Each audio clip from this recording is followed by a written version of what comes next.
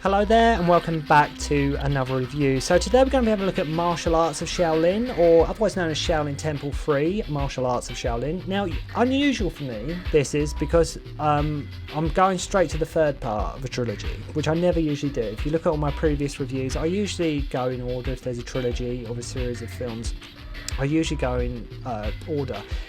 Where, I haven't reviewed the other two Shaolin Temple movies, but the reason I'm doing this one first is because I'm going through the Shaw Brothers Volume 2 box set, and this movie was included, so I think we can let it slide in just this once. I think we can sort of let that one go. So I will get round to obviously reviewing the other two Shaolin Temple movies, and I will go in order. I'll go 1, 2. But I thought we'd look at Martial Arts of Shaolin today, and this very, very interesting film, this one.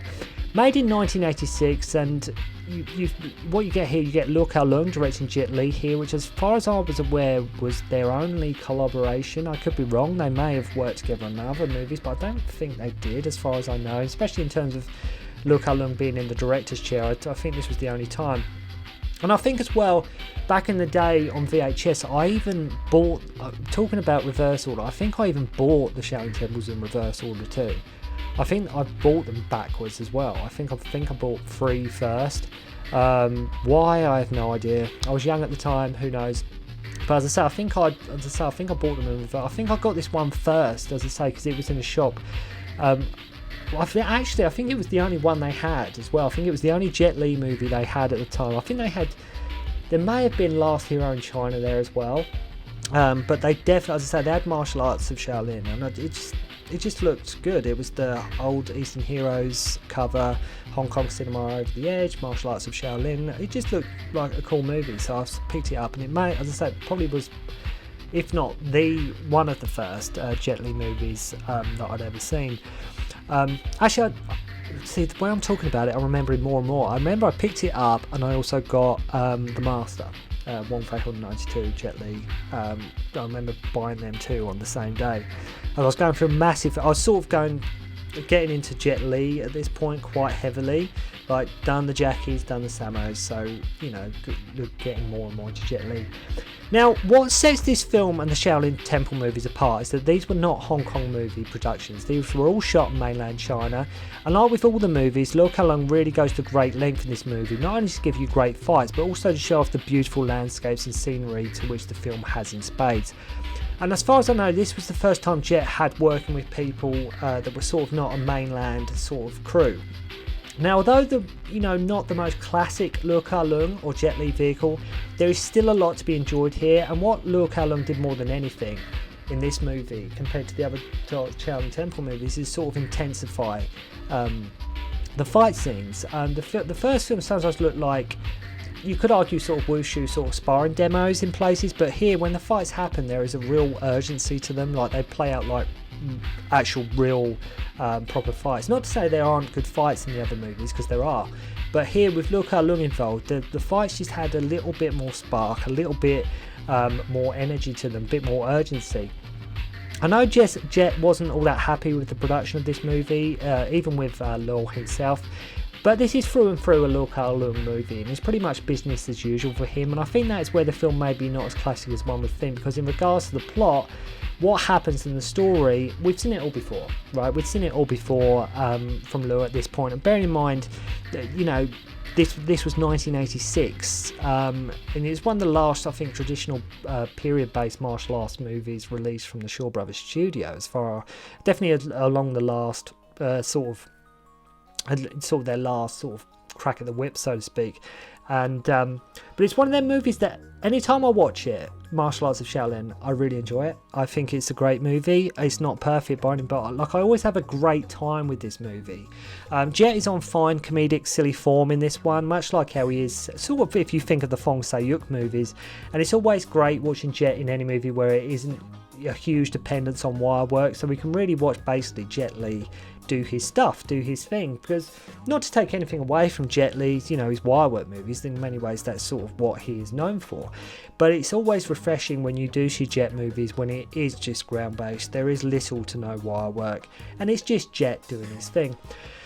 So the fact we have Jet on fine charismatic form, and the fact we get beautiful amazing scenery from the Great Wall, beautiful valleys, great mountain ranges, and it just makes you see what a beautiful country China is. And we get a brutal intense fight scenes where the speed the speed in some of the fight scenes really does need to be seen to be believed, because it's incredible. It really is. In fact, some of the fights are really, there's not a hell of a lot of fights in this movie, but when they do happen, it is really good. It's, as I say, it's great stuff.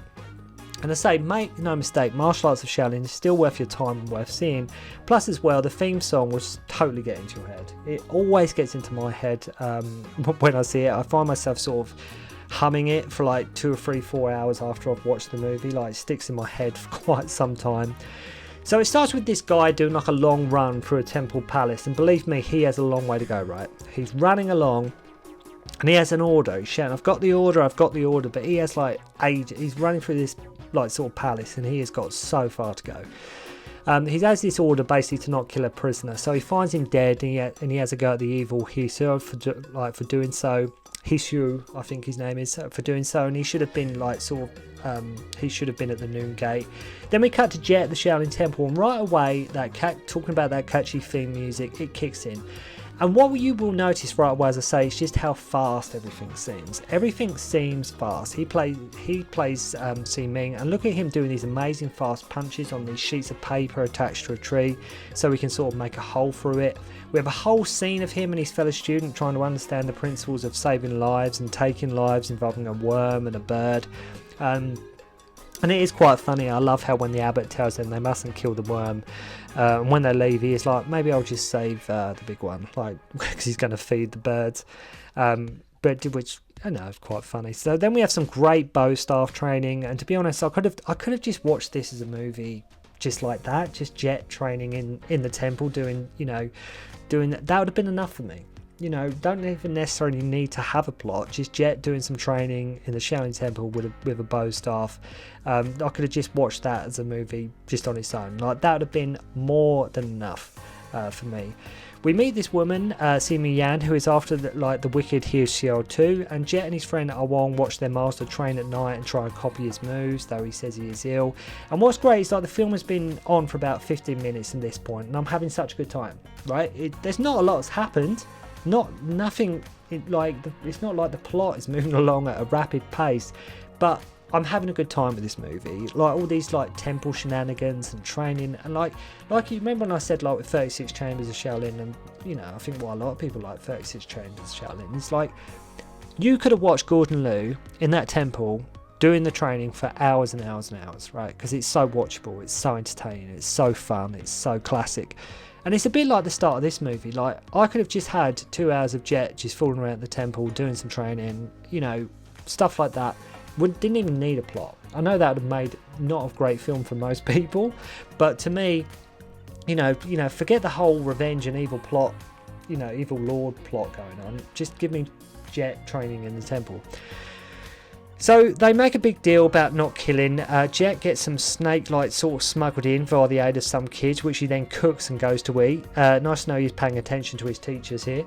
Then begins a contest between the boxing section and the staff section, which involves the students sort of fighting over brushes to sort of write the character for Buddha. And again, it's just so fast. But if you enjoyed sort of the games in sort of Dragon Lord, you'll have a lot of fun with this scene in the movie.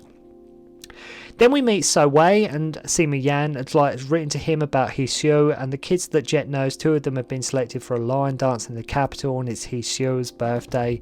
So Jet goes with them, and So Wei is there too as lion dancers, because they plan to ambush this guy, right? They plan to take him out and just kill him, basically. Lau Kar-leung always having a passion for a good lion dance sequence. If you remember, like Martial Club, he makes an effort in that one, to really show it off, and he does here as well. And of course, the motivation for Jet wanting to kill Hisu is revenge, of course. It's always revenge. So as I say, nothing highly original in terms of plot and motivations. Don't go watching this movie thinking, God, the plot in Martial Arts of Shaolin is so different. I absolutely love the plot in that movie, because it is just by the numbers. And that's a shame, because where it is 1986 and it's a latter Shaw Brothers movie, we'd seen it all before. That's the problem. We'd seen it all before at this point. But I think it was the idea of having a veteran like Lau Kar-leung, having sort of this new rising star and Jet Li, to have them join forces to make a movie together and to see what they come up with. And I mean, people I've spoke to, like everybody's, like with any trilogy, any set of films, everybody has their favourites of what one they prefer. I know a lot of people don't like 2 when it comes to the Shaolin Temple movies. I like them all, but I think if you put me on the spot, Martial Arts of Shaolin probably is, for me personally, probably the one I've had the most classic fun with over the years. So on this scene where the actual dance goes on, like with the line dance, it goes on maybe a bit too longer, like a bit longer than it should do. You end up being a bit of a trance state sort of by the end of it, because it just does go on for a while. You have to love too, our villain has like this evil, real evil, over the top, loud sort of kung fu movie villain laugh going on.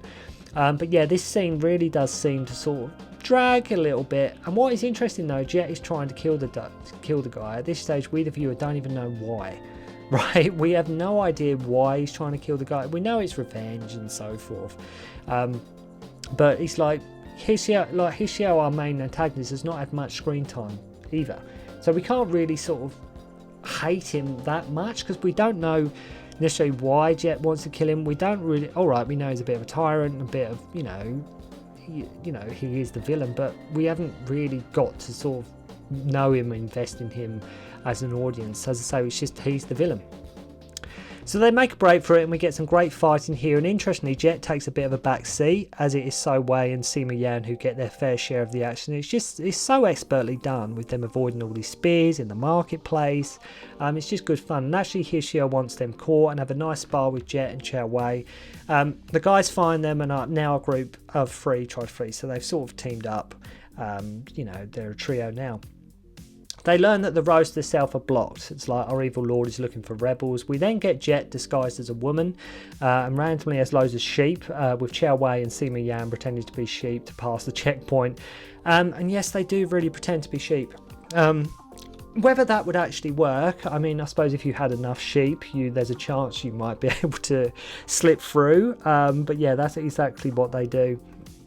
But it's always funny when Jet is in drag. Like you get to see his real flair for silly comedy here. If you remember, like in Fong Sayuk as well, he is quite funny, Jet, when he's in drag. I remember when I first saw Fong Sayuk, and I absolutely love Fong Sayuk, and I think that's not only a good kung fu movie, I think it's a hilarious movie. I think it's a wonderful, funny parts in that movie. But even as early as this film, Martial Arts of Shaolin, it proved Jet was not going to be the kind of person. All right, he's done serious movies, but like with Jackie Chan, like with Sammo, they don't take themselves that seriously. They're quite happy to give anything a go and just sort of lark about and have a laugh.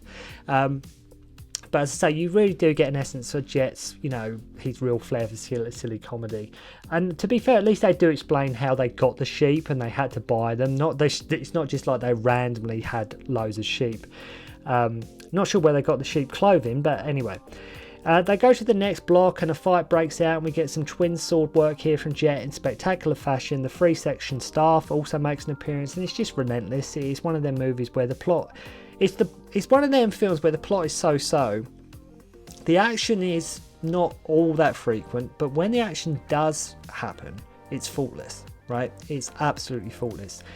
So we get the reveal that Hixiao killed Jet's parents, right? And Qiu Wei and Sima Yan are from South Shaolin.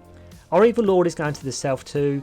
Sima Yan has this like foot bell that Jet has too, and she is looking for someone with the same foot bell, and it's like an arranged thing by her parents.